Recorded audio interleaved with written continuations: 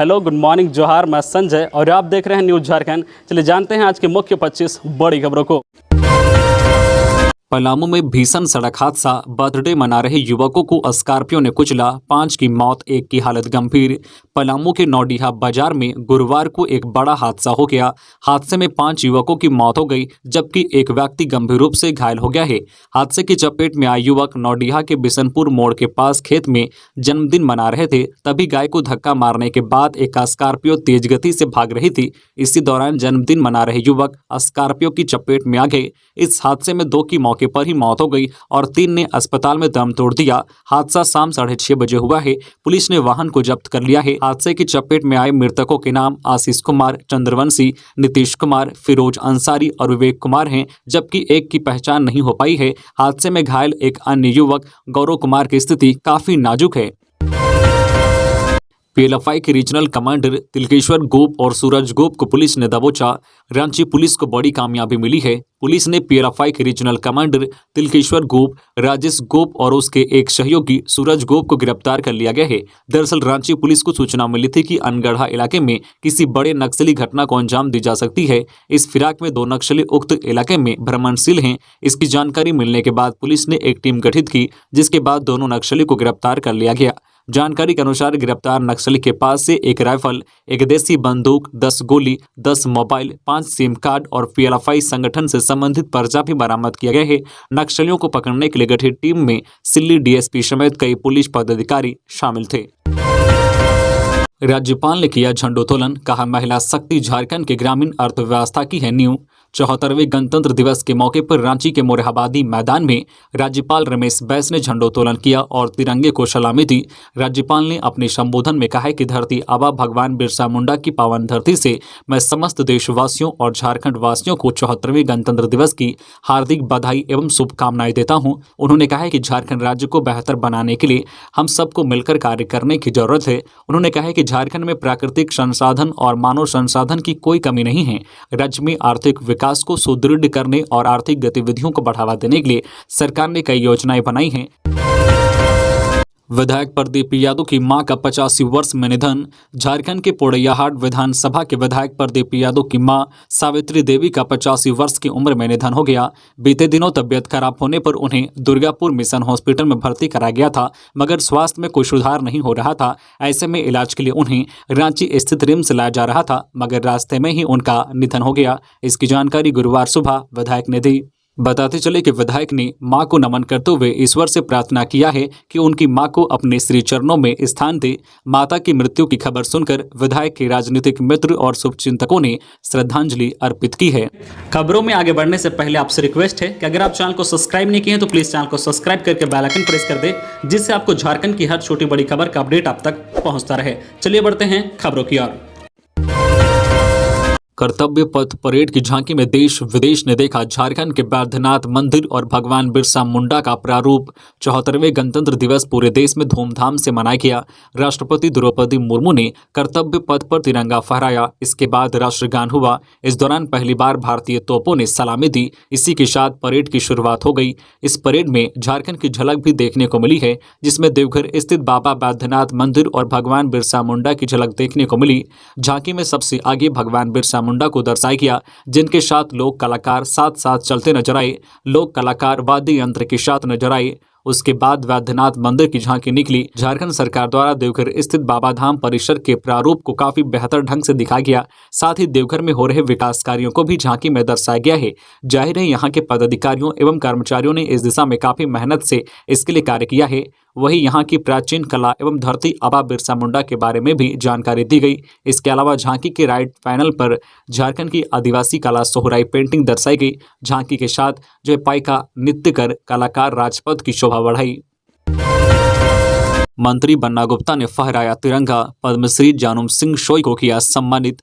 74वें गणतंत्र दिवस पर गुरुवार को जिला स्तरीय मुख्य समारोह जमशेदपुर स्थित गोपाल मैदान बिष्टुपुर में आयोजित किया गया।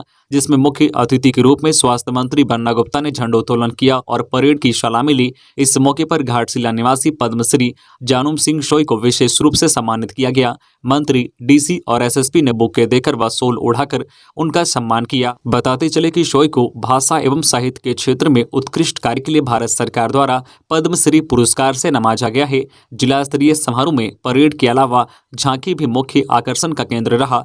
परेड में 7 टुकड़ियां शामिल हुई। तीन स्वतंत्रता सेनानियों की आश्रित पत्नी 5 कर्मियों को सीएम ने किया सम्मानित। 74वें गणतंत्र दिवस के अवसर पर पुलिस लाइन दुमका में आयोजित समारोह में जिले के 3 स्वतंत्रता सेनानियों की आश्रित पत्नी को मुख्यमंत्री हेमंत सोरेन ने सम्मानित किया। साथ ही गणतंत्र दिवस परेड में हिस्सा लेने वाली एसएसबी 35 बटालियन और झांकियों में सूचना एवं जनसंपर्क विभाग की झांकी को प्रथम पुरस्कार से नवाजा गया। वही बेहतर कार्य करने वाले पदाधिकारियों कर्मियों को भी सीएम ने सम्मानित किया। बड़ी संख्या में श्रद्धालु पहुंचे बाबा धाम। बसंत पंचमी के मौके पर बाबा बैद्यनाथ मंदिर में गुरुवार को बाबा का मनाया गया तिलकोत्सव। गुरुवार को देश भर में गणतंत्र दिवस के साथ साथ बसंत पंचमी का पर्व भी मनाया गया। विद्या की देवी मां सरस्वती की पूजा अर्चना की गई। बसंत पंचमी के मौके पर देवघर के विश्व प्रसिद्ध बाबा बैद्यनाथ मंदिर में गुरुवार को बाबा का तिलकोत्सव मनाया गया। तिलक का यह रस्म अदा करने के लिए मिथिलांचल से बड़ी संख्या में श्रद्धालु आकर्षक कांवर लेकर बाबा धाम पहुंचे थे। बाबा का तिलकोत्सव कर एक दूसरे को बधाई दिए और शिवरात्रि के अवसर पर शिव विवाह में शामिल होने का संकल्प लेकर वापस लौटे। मिथिलावासी की माने तो बसंत पंचमी से ही होली की शुरुआत हो जाती है। यहाँ के तीर्थ पुरोहितों की माने तो बसंत पंचमी के दिन देवाधिदेव महादेव को मिथिलांचल के लोगों द्वारा तिलक चढ़ाने की अति प्राचीन परंपरा रही है। इसी को लेकर यह लोग निभाते आ रहे हैं। बसंत पंचमी के अवसर पर सुल्तानगंज स्थित उत्तरवाहिनी गंगा एक विशेष तरह के कांवर में जल भरकर यह श्रद्धालु देवघर पहुंचते हैं और बाबा को हिमालय पुत्री मां पार्वती के विवाह में शामिल होने का निमंत्रण देकर वापस घर लौट जाते हैं। सरायकेला के आदित्यपुर में अवैध शराब फैक्ट्री का खुलासा, एक आरोपी गिरफ्तार। सरायकेला खरसावां जिला अंतर्गत आदित्यपुर थाना क्षेत्र के धीरजगंज स्थित सतबहिनी में एक अवैध शराब फैक्ट्री का खुलासा हुआ है। इस संबंध में एसपी आनंद प्रकाश ने बताया है कि पुलिस को गुप्त सूचना मिली थी कि सतबहिनी में बाबू महातो के घर में अवैध शराब फैक्ट्री का संचालन हो रहा है। इस सूचना के आधार पर इस फैक्ट्री में छापेमारी की गई, जिसमें फैक्ट्री के संचालक बाबू महातो को गिरफ्तार किया गया। इस दौरान शराब बनाने वाला सामान और लाखों रुपए की नकली शराब को जब्त किया गया। डीजीपी ने पुलिस मुख्यालय में फहराया तिरंगा। राज्य के पुलिस महानिदेशक डीजीपी नीरज सिन्हा ने गुरुवार को पुलिस मुख्यालय में तिरंगा झंडा फहराया। मौके पर डीजीपी ने कहा है कि गणतंत्र दिवस हमारे देश की एकता और अखंडता को भी परिभाषित करता है। हम अपनी इसी एकता की वजह से एक मजबूत राष्ट्र के रूप में जाने जाते हैं। डीजीपी ने कहा है कि वर्ष 2022 में झारखंड पुलिस द्वारा नक्सलियों के विरुद्ध कई कारगर अभियान चलाए गए हैं। पुलिस एवं नक्सलियों के बीच 30 बार मुठभेड़ हुई है। कुल 430 नक्सलियों को गिरफ्तार किया गया है।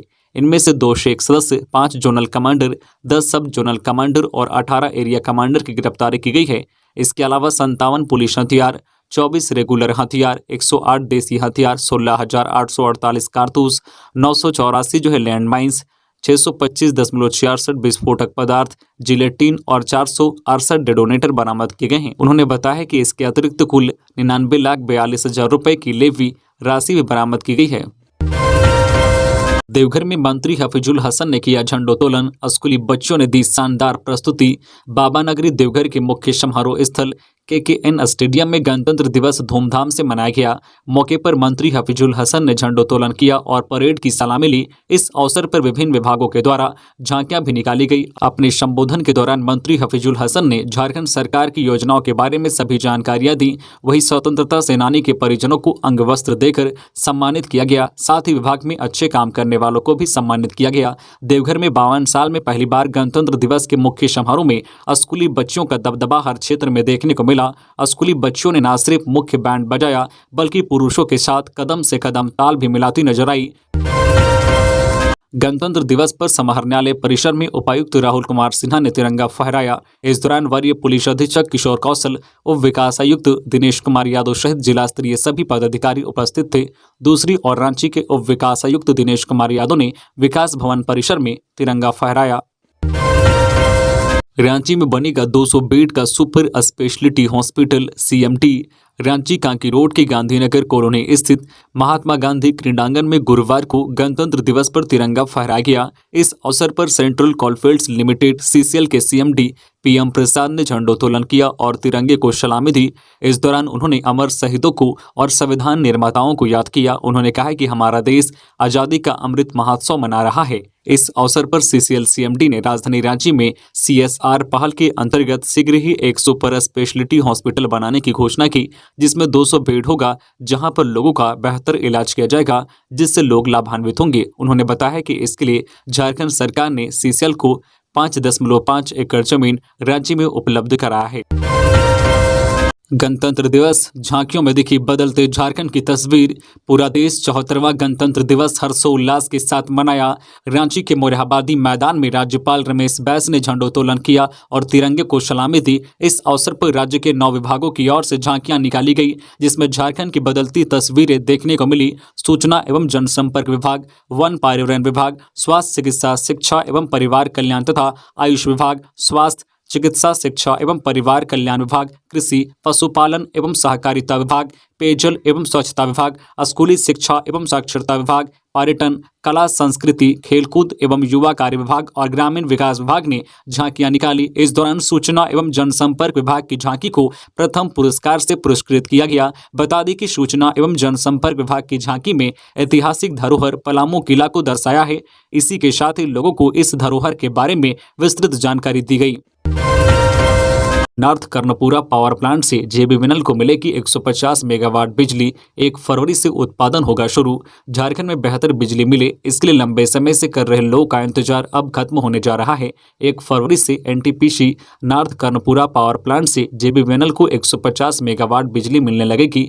1 फरवरी से इकाई के पहले यूनिट से 660 मेगावाट का नियमित उत्पादन शुरू हो जाएगा। इसका ट्रायल रन सफलतापूर्वक 2 बार पूरा करा लिया गया है। बता दें कि चतरा जिला के चंदवा में national thermal power corporation NTPC का 1980 मेगावाट का प्लांट बनाया जा रहा है, जिसका पहला चरण पूरी तरह से बनकर तैयार हो गया है। वहीं अब जेबीवीएनएल के साथ हुए समझौते के अनुसार राज्य को 500 मेगावाट बिजली मिलनी शुरू हो जाएगी। मालूम हो कि साल 2012-13 में बिहार और झारखंड सरकार के साथ एनटीपीसी ने समझौता किया था। इस समझौते के तहत कुल उत्पादित बिजली का 50% बिहार और झारखंड को मिलना तय हुआ है।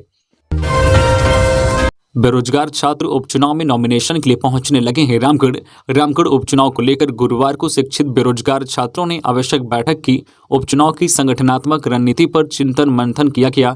छात्रों का कहना है कि राज्य के सभी जिला से करीब 1000 शिक्षित बेरोजगार नामांकन करेंगे। नामांकन करने के लिए रामगढ़ आने वाले छात्रों को रहने के साथ अन्य सुविधा मुहैया कराई जाएगी। वही आर्थिक रूप से कमजोर छात्रों के लिए नॉमिनेशन शुल्क छात्र वापसी सहयोग से इकट्ठा करेंगे। बेरोजगार छात्र उपचुनाव में नॉमिनेशन के लिए रामगढ़ पहुंचने लगे हैं। वहीं अन्य छात्र 30 जनवरी तक अपनी अपनी आवश्यक दस्तावेज, वोटर कार्ड व वोटर लिस्ट लेकर रामगढ़ पहुंच जाएंगे, ताकि 31 जनवरी से नामांकन पत्र खरीदा जा सके। शिक्षित बेरोजगार संघ के इमाम सफी ने कहा है कि शिक्षित छात्र छात्राओं को राजनीति में आना ही होगा। शोले के जयवीरू बने धोनी और पांड्या पार्ट 2 का किया ऐलान। हार्दिक पांड्या और रांची के राजकुमार महेंद्र सिंह धोनी की दोस्ती जग जाहिर है। चाहे वह क्रिकेट का मैदान हो, फुटबॉल का मैदान हो या फिर दौड़ का मैदान हो, इसकी दोस्ती की झलक आपको हर कहीं देखने को मिल जाती है। यह भी कहा जाता है कि हार्दिक ने धोनी को देखकर ही क्रिकेटर बनने का सपना देखा था, इसे पूरा भी किया। दोनों बहुत अच्छे दोस्त हैं और इस बार हार्दिक ने अपनी पोस्ट में इस बात का साबुत दिया है। मालूम हो कि भारतीय टीम इन दिनों न्यूजीलैंड के साथ होने वाले T20 मैच को लेकर रांची में है।